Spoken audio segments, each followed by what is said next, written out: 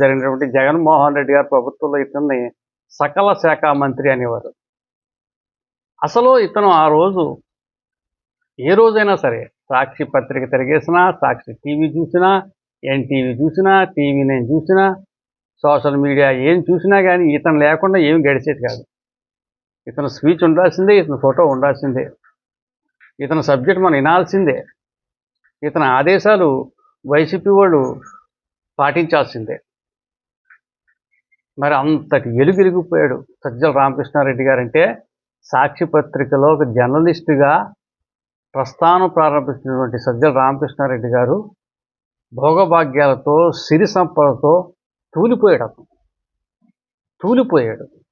ఎంత అంటే అంత సీనియర్ మంత్రి అయినా, సీనియర్ శాసనసభ్యులైనా పాదయాత్రలో మొత్తం జగన్మోహన్ రెడ్డి గారు అంటే